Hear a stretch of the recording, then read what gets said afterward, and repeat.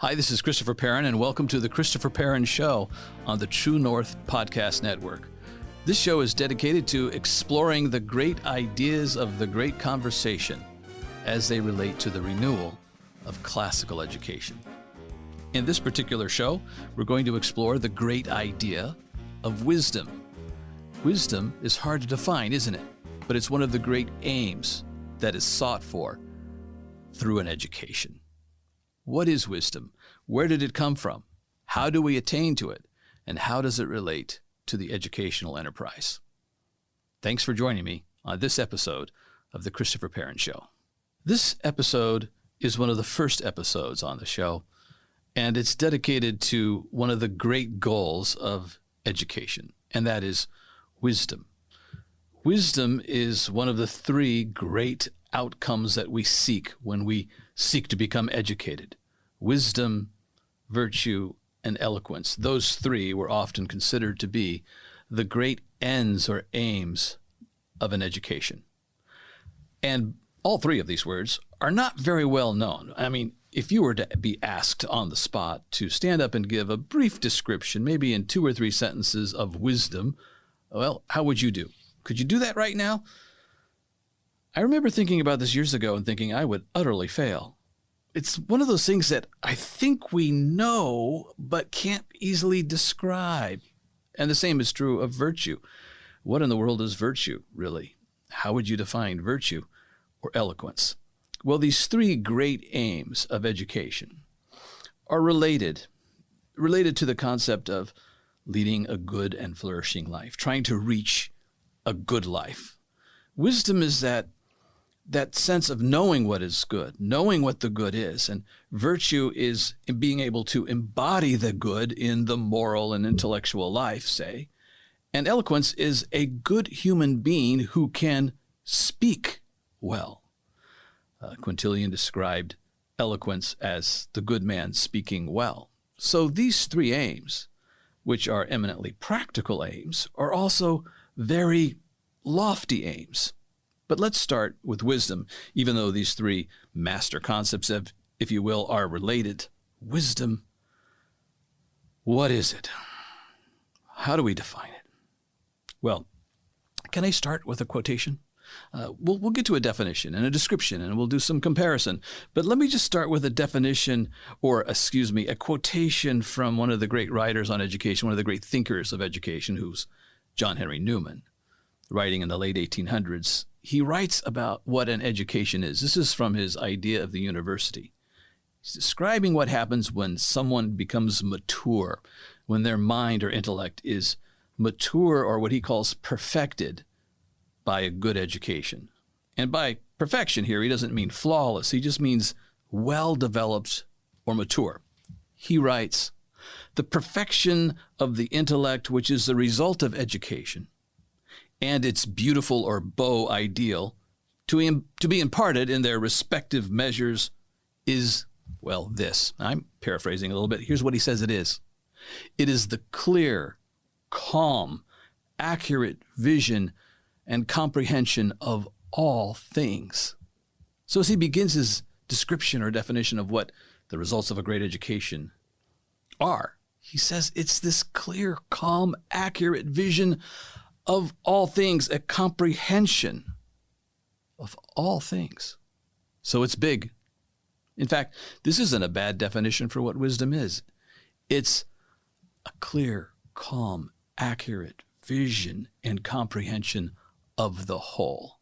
It's what many have called in the tradition of the great ideas, the science of the whole. But he goes on. Wouldn't you like to hear the rest of this? He goes on and he says, it's this comprehension of all things as far as the fine mind can embrace them. Meaning we can't have complete wisdom, but we can get so far. It's an ideal to reach for that we will never completely attain. And it's as far as the fine man can embrace them. Fine mind, I keep saying man, it's fine mind, and it's men and women we're talking about here. It's as far as the fine mind can embrace them, each in its place and with its own characteristics upon it. It is almost prophetic from its knowledge of history. Love to unpack that, but we need to keep going. It's almost heart-searching from its knowledge of human nature, which comes through reading and literature and experience, of course. It has almost supernatural charity from its freedom from illness and prejudice. And we need that. Someone who's well-educated should be freed from prejudice and little-mindedness, we might say. It is, or small-mindedness. It has almost the repose of faith because nothing can startle it. It has almost the beauty and harmony of heavenly contemplation. So intimate is it with the eternal order of things and the music of the spheres. Now, we just don't talk about education this way, do we? The eternal order of things, the music of the spheres, heavenly comprehension, the clear, calm, accurate vision and comprehension of all things. But this is what education has traditionally aimed for, and we have called it by wisdom. Just note this phrase, contemplation. Where is contemplation in our educational vocabulary? And yet it was considered to be one of the high things that education leads to.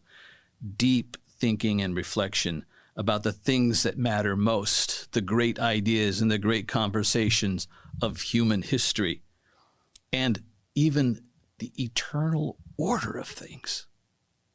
Is there an order of things? And can it be known, each in its place? And is there something like the music of the spheres? What in the world is he talking about? Well, it illustrates. If you don't know what he's talking about, and I certainly didn't know what he meant by the music of the spheres, say, 25 years ago when I first really started to study the history of education. The music of the spheres is a hearkening back to ancient reflection on the movement of the stars and the planets. It was thought by some of the ancient astronomers and mathematicians that anything that moves must make music, must make a sound. And if we can't hear the sound of the planets orbiting, it's simply because we, as of yet, don't have the ears to hear that music. But we could strive for it. And we know that there is music, even if we can't hear it. So that's the music of the spheres.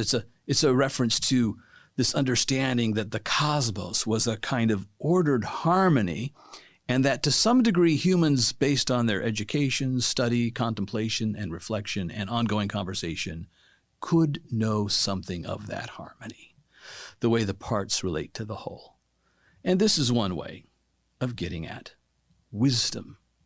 But let's go on. After considering that great quotation from John Henry Newman, let's talk about what it is. I must say this. A lot of what I'm going to have to say about the great ideas as they relate to education is not something new with me. It's not that I am a great original thinker. It's because I rely on people like John Henry Newman. And you'll find me often quoting from the great book set, the two volumes that come with the great book set, the Great Ideas set produced by the Britannica Publishing Company, edited by Mortimer Adler and Robert Hutchinson. The two volumes that come at the beginning of that great book set are just worth having at almost any price. They're the two volumes of the Syntopicon, which contain some 102 great ideas discussed in about 15 to 20 page essays. And there's a great essay in the Syntopicon, Volume 2, on wisdom. And I'm indebted to that article. So I'm going to follow it pretty closely, and I'm also taking some trails on my own. This article notes that wisdom is something that we typically ascribe not to the human race generally, but to individuals in particular. It just seems that the human race, doesn't always grow in kind of a progressive, linear, movement towards greater wisdom. Now, there is this great conversation, the great ideas, great books, etc., and we have archived them in various ways, and I think that's a treasure. But it's really individuals who grow wise. And perhaps if more individuals were wise in any given generation, we could say that more of humanity was growing wise as well. The way to wisdom, by the way, is not considered to be through scientific research, although it has its place. To understand the world scientifically is to acquire a kind of knowledge. But wisdom, that word, connotes something besides factual or scientific knowledge. It connotes knowing how things work and also knowing what to do, how to act, what to say in any given situation. To act wisely is to act well, and to be wise is to already know what to do, or to have wisdom is automatically to use it. To have wisdom and not act according to it seems to be contradictory to the idea of what wisdom itself is. Other forms of learning may separate knowledge from action, but wisdom tends to unite various domains of knowledge together. Wisdom also aspires to this knowledge of what it means to live well and to do well, the knowledge of what it means to do the right thing and to avoid that which is wrong. Or we might say it aspires to a knowledge of good and evil. Have you thought about wisdom that way? In a culture that is increasingly relativistic, where we seem more ambiguous and confused about there being some clear good that we can name, this flies against the face of much of the modern currents in our culture and education. But that's what wisdom was also considered to be traditionally, an aspiration to know what to do and to know what the right thing to do is, and with a belief and an assumption that there is such a thing as right action and bad action. It's also been considered, wisdom has, to be a part of the philosophic life. Philosophy in the old sense of the term, meaning someone who loves Sophia, or wisdom. It's the love of wisdom. The lover of wisdom, not necessarily the possessor of it. This is a part of the tradition. Do you love wisdom? Is it something that you aspire to, even when you confess you don't have it? In fact, wisdom is one of those things that, well, it's just inappropriate to say you're wise, to say you have it. And this goes all the way back to Socrates, who would say, I'm not wise. If I'm wise, it's simply that I know that I'm not wise. And he says that, the gods have wisdom. We're not the gods. So we must be aspiring to it and loving it, but not actually having it, but nor ignorant of it either. To be ignorant of it completely is something we must eschew, but to say that we actually have come to possess it is a claim that we should be very, very hesitant to make. Socrates would say you can't make it. This is also true of education in general, by the way. It's just not polite to say you're well educated. I know some might say that, but why is that? Because of the paradox of learning. The more that you know, the more you realize you don't know. The more cognizant you become of your ignorance. And so it's not really couth to say, I'm well-educated. In fact, this is the confession of well-educated men and women. They're more aware of what they don't know than what they do. And they tend to want to call other people well-educated, but not themselves. The term well-educated is something you should apply to a friend that you really admire, who you think is well-educated. But it's just not the kind of thing that really comes to a person who's well-educated. They don't think of themselves this way. In other words, there's a kind of humility that naturally comes as we attain wisdom. Wisdom has also been called the science of the whole, understanding the big things and how all the parts work together in a general way. You can have various expertise in certain domains of knowledge, but lack wisdom. It's rare that we would automatically call, say, a great biologist a wise man or woman.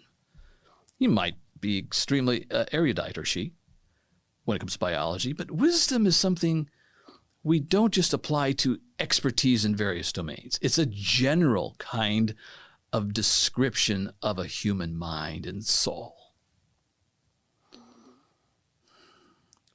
Plotinus said, wisdom is the reasoning mind at rest, connecting wisdom to a kind of contemplative spirit as well.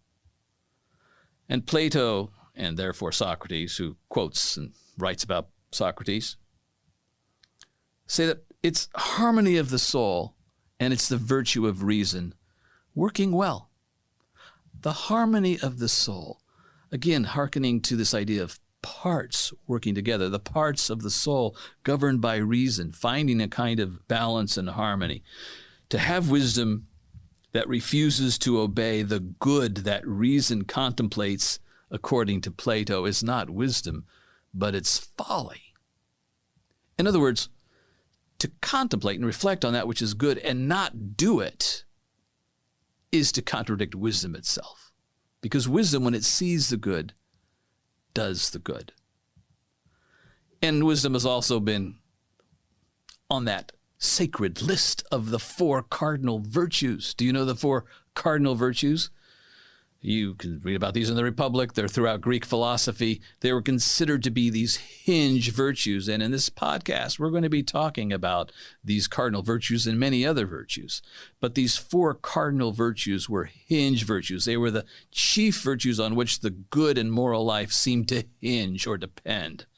The word cardinal refers to a hinge, like a door hinge.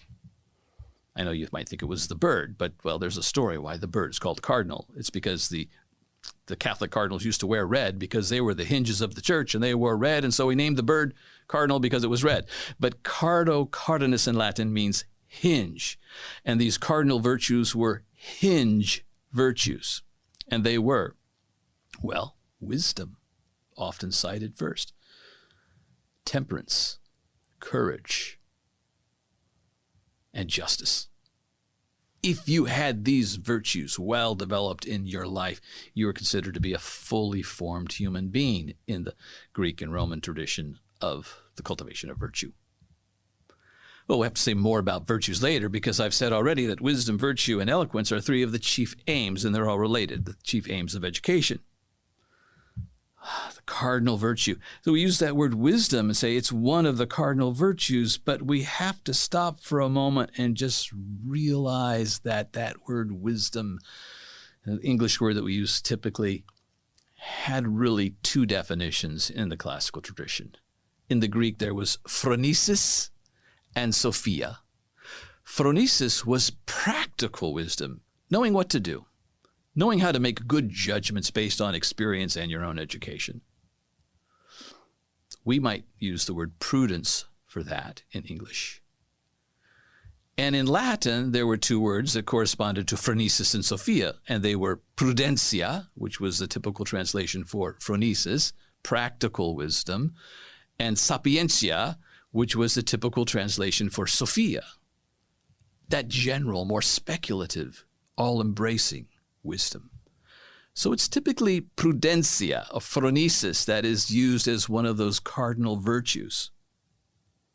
So keeping those distinctions are very important in mind. So we use the English word wisdom. We could be referring to prudence, or we could be referring to that general wisdom. We don't typically say sapience, but we could, although that's a very rare word in English, from sapientia. Sagacity also comes to mind. Aquinas says wisdom is knowledge of the things that are highest by nature. Aristotle in his Nicomachean Ethics typically uses the word phronesis, or practical wisdom, and he says it's this practical ability to be able to discern between the excess of too much and the defect of too little, and find the golden mean that is the practical, wise thing to do. The most famous example is his example regarding courage. He says courage is a mean in between a kind of reckless rashness, just charging into battle foolishly, and fear or cowardliness. And in the middle, you have courage. And it takes phronesis or practical wisdom to know how to find that golden mean. So we have this tradition in Aristotle. We have this tradition in Aquinas, who follows Aristotle a lot, but because Aquinas is also a Christian, he thinks in terms of theological revealed truths and how that also impacts on what we mean when we say wisdom. But he makes distinctions between the wisdom of the philosopher and the wisdom of the theologian. For Aquinas, sacred doctrine is especially called wisdom because it treats of God viewed as the highest cause of the whole universe. But even Aristotle talked about this. He called this kind of wisdom, this Sophia, a kind of theology or divine science because he was looking for first causes that explain all things. And for him, theos, or God in the Greek, was considered to be the cause of causes, the first cause, the prime cause, the first mover. And so Aquinas, following him, says, well, after Christ has come and been revealed, we know more about God, theos, as the first cause, because he's revealed himself. And so that sacred theology is also the study of first causes, first things, the highest thing, which is theos, or God. And from theos we get theology, the study of God or divine things. Socrates, in the Apology, says this. He says, my hearers always imagine that I myself possess wisdom which I find wanting in others, but the truth is, O men of Athens, he's making a defense before the assembly in Athens. The truth is, O men of Athens, that God only is wise. He, O men, is the wisest, who, like Socrates, knows that his wisdom is in truth worth nothing. So already in Aristotle, we have a kind of theological wisdom being articulated. Aristotle, who lived some 500 years before Christ. We can look to, say, some literature as well, and Dante, descriptions of wisdom existing in God and combined with love, or Paradise Lost, John Milton. Here's Milton's Adam speaking to the archangel Michael.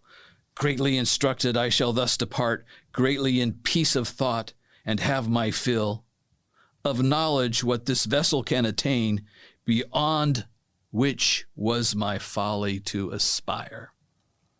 And so there's a kind of folly that wisdom can be tricked into when we try to aspire beyond that which we are able to know.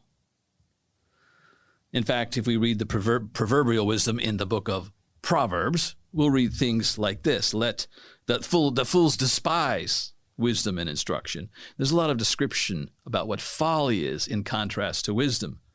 And we can read from Jeremiah, let not the wise man glory in his wisdom. Or we can read from the Apostle Paul, let him who boasts, boast in the Lord. And we can read Paul saying things like, he who thinks he is wise in this world, let him become a fool or foolish, that he might become wise. And then, interestingly enough, in comparison to the ancient tradition, we find that wisdom finds its beginning in wonder. The Greek verb is thaumazein, which means to be at wonder at. And we have both Plato and Aristotle saying this. In one of the dialogues, we read that wonder is the beginning of wisdom. And we have Aristotle saying, it is owing to wonder that both men, both now and at first, began to philosophize. That's in the beginning of the metaphysics. Wonder, astonishment, is what leads us to aspire to to wisdom. And that wonder is, of course, it's embedded in our little nursery rhyme, Twinkle, Twinkle, Little Star, or song, How I Wonder What You Are. But wonder is also, it's a kind of astonishment in light of something that is great and marvelous that we don't fully understand, like the starry heavens above. Twinkle, twinkle, little star, how I wonder what you are up above the world so high, like a diamond in the sky. Twinkle, twinkle, little star, how I wonder what you are. Even a child is at wonder. We stay at wonder. There's a sense in which to grow in wisdom means to remain as a child, astonished that we've been born into this resplendent cosmos, which we cannot fully and never will fully understand. And yet we want to. And so wonder is a confession or a recognition of astonishment as well as ignorance. I don't know, but I wish I could know. That is both the ancient and the Christian confession of the beginning of wisdom. Of course, that's there's that proverb at the beginning of the book of Proverbs. It says, the fear of the Lord, or the reverence of the Lord, is the beginning of wisdom. And Aquinas, commenting on this, says, yes, when you begin thinking about the effects that wisdom has on you when you get it, this is a proper beginning. With the effects in mind, it creates a kind of reverence for the theos, the author of all that exists in this cosmos. But when you begin thinking about the essence of what wisdom is, Aquinas says, it is not fear or reverence that governs, but wonder. So the Christian, too, confesses that Aristotle is right. It's in wonder that the search for wisdom commences. Well, we can also say, as we conclude, that wisdom in the theological or Christian tradition is also considered to be a gift. Christ is called the power and wisdom of God. But note that it's in connection, this whole discussion in the great tradition is in connection with the ancients as well, the pre-Christian ancients.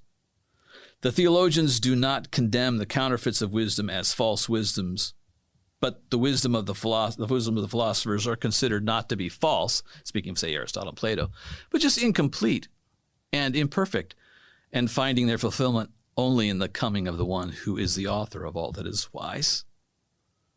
And even Christians have to confess we never get there completely. We still have imperfect wisdom.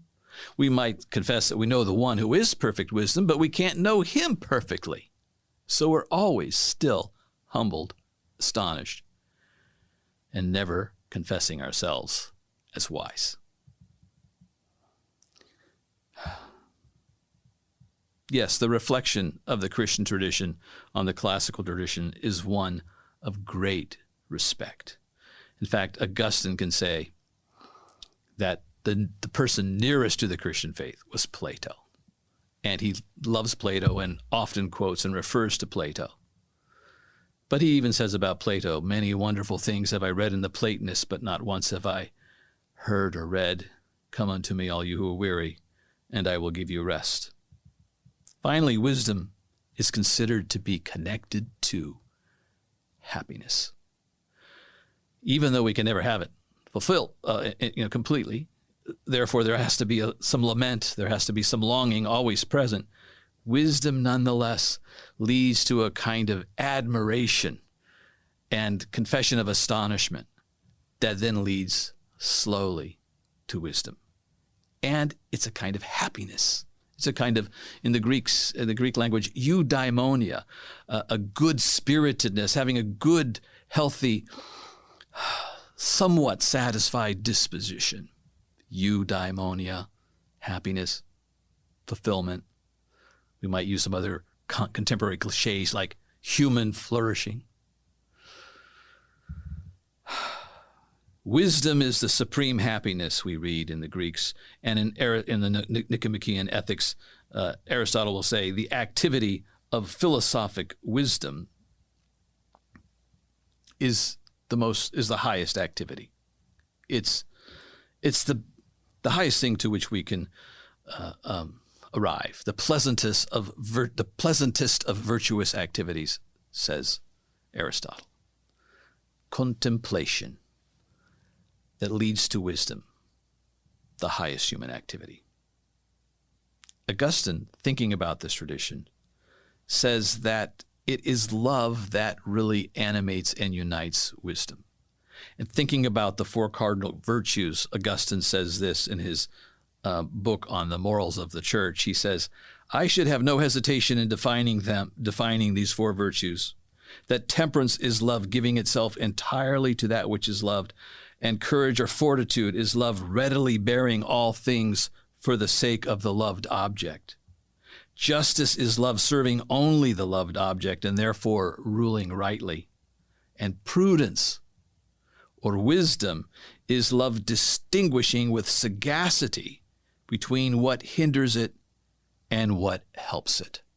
So for Aristotle, love must be wedded to wisdom.